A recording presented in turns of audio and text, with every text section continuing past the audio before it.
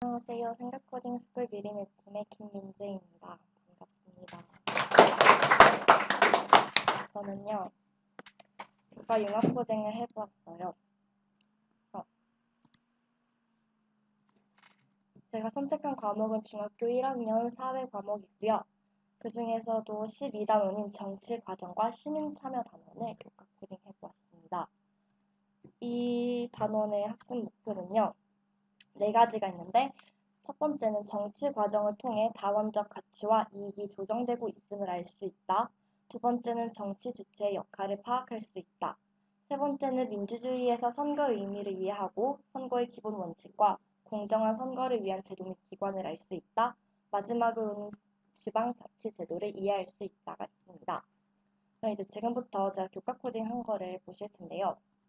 저는 이 단원을 민주주의와 민주정치라는 단어로 정리를 해보았습니다.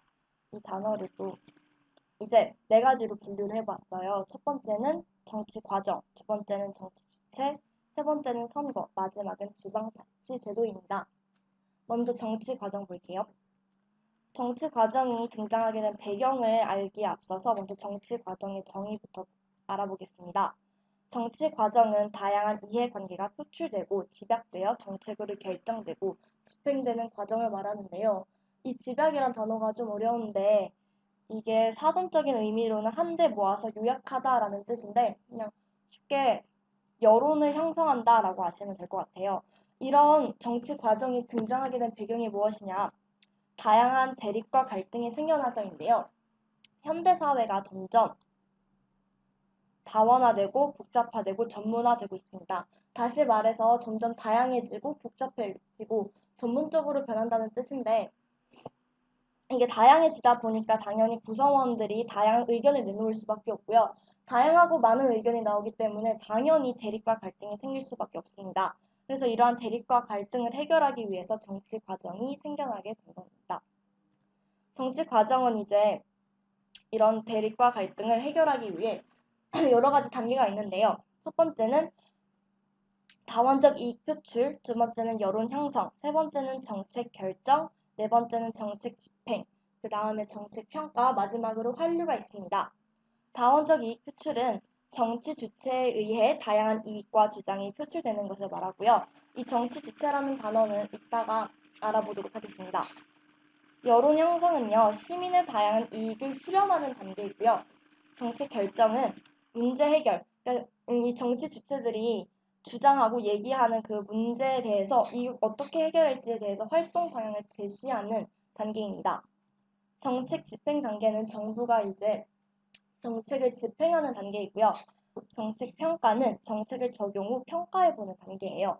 환류는 이제 피드백이라고 보시면 되는데 수정할 거나 보완할 부분을 수정 보완하고 이 구성원들이 뭐 이거는 뭐 새로 추가됐으면 좋겠어요 라고 얘기하는 그런 요구사항들을 새롭게 반영해서 더 나은 정책을 사회에 적용시키는 단계입니다.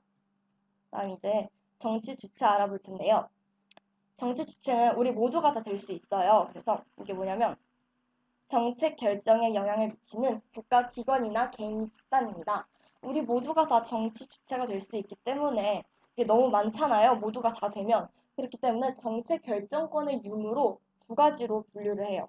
첫 번째는 공식적 주체이고 두 번째는 비공식적 주체인데요. 공식적 주체는 정부, 국회, 법원이 있습니다. 그리고 이 정부, 국회, 법원이 이제 입법부, 사법부, 행정부인데 우리가 흔히 알고 있듯이 그냥 이제 정부, 국회, 법원은 정책을 결정하거나 정책을 집행하는 일을 하고 있어요.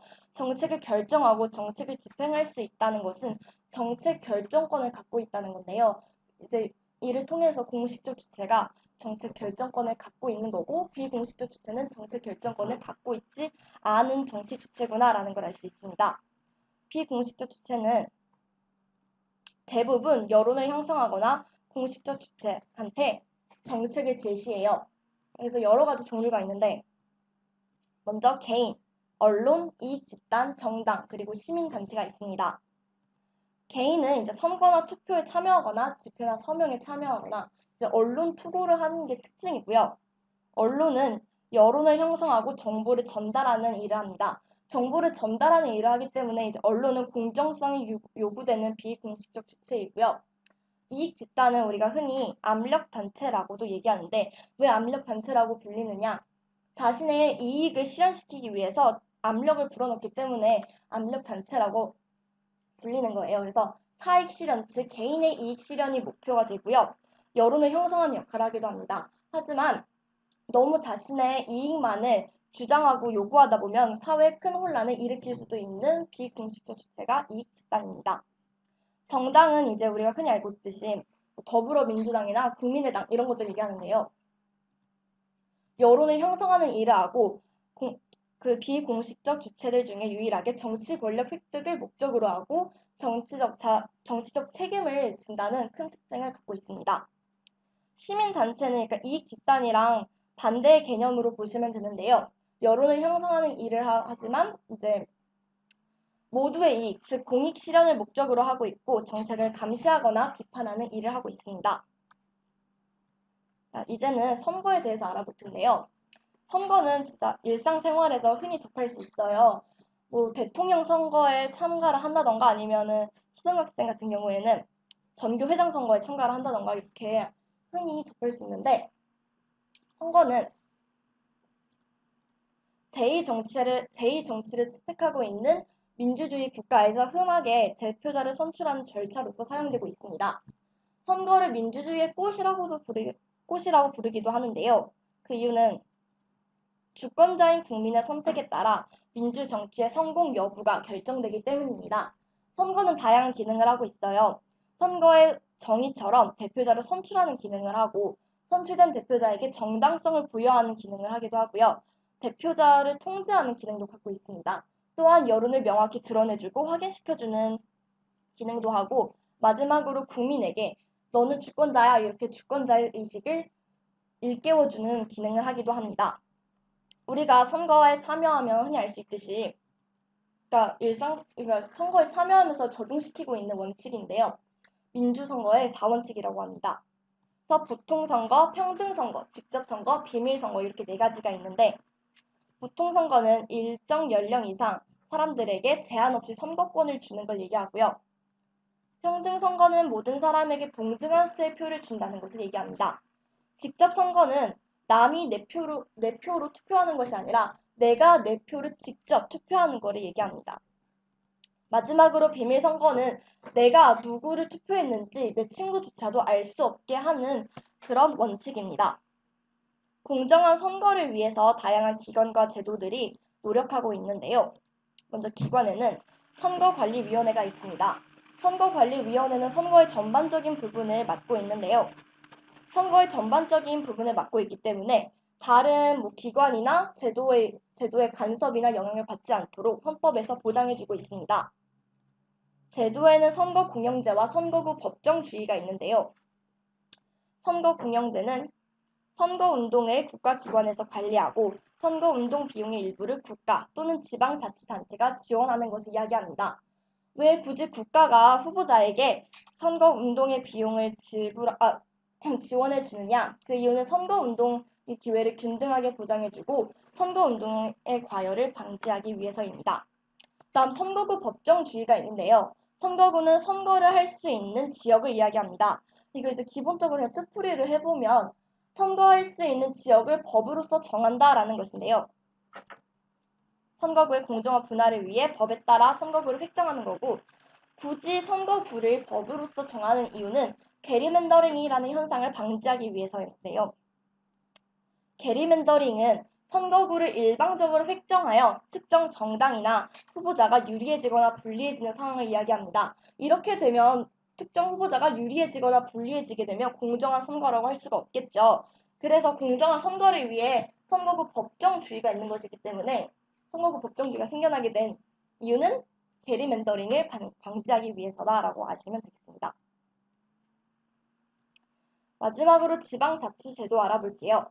지방자치제도는 지역 주민이나 지방정부 스스로 자기 지역의 일을 처리하도록 하는 제도인데요. 지방자치제도가 되게 중요해요. 그 이유는 지역의 주인임을 체험할 수 있고요. 이거를 민주주의 학교라고 하고 풀뿌리 민주주의라고 불리는데 이제 이 지방자치제도가 민주주의를 만들어 나가기 때문에 중요하다. 지방자치제도가 성공하려면 조건이 몇 가지가 필요한데요. 첫 번째는 지방자치단체의 자율성이 확보가 돼야 돼요. 그러니까 지방자치단체가 재정적으로 독립되어야 한다는 이야기고요. 주민의 자발적인 참여도가 필요합니다. 이 학교 수업 같은 경우도 학생들이 적극적으로 참여하면 수업이 능률적으로 이루어지는 것처럼 지역 문제도 주민들의 자발적인 참여가 있어야지 잘 해결될 수가 있습니다. 지방자치제도에는 두 가지 기관이 있는데요. 첫 번째는 지방의회. 지방의회는 의결기관이고 조례를 제정합니다. 이제 이 조례는 학생인권조례의 그 조례이고요. 지방의회는요. 지방 예산을 심의하고 확정하는 일을 합니다.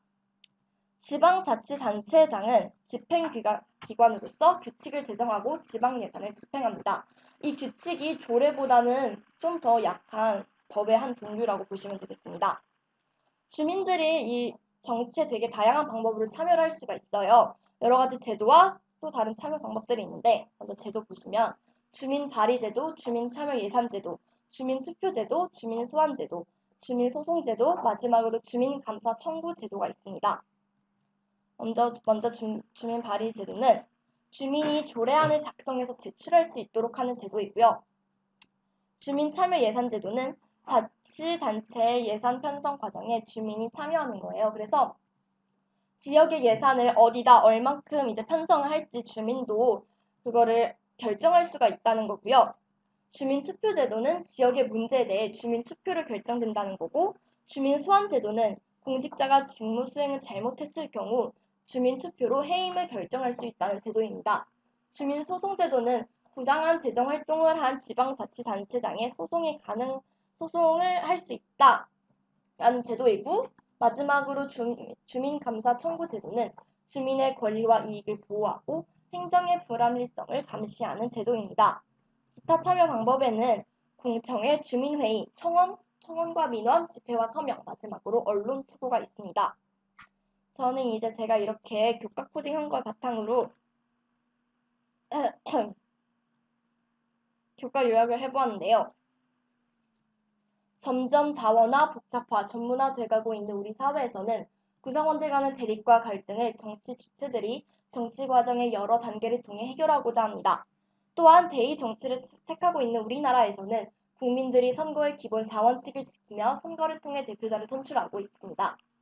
이 외에도 우리 국민들은 지역 주민으로서 자신이 속한 지방정부와 함께 지방자치제도를 통해 지역 문제를 스스로 해결하고자 노력하고 있습니다. 지금까지 김은재였습니다. 감사합니다.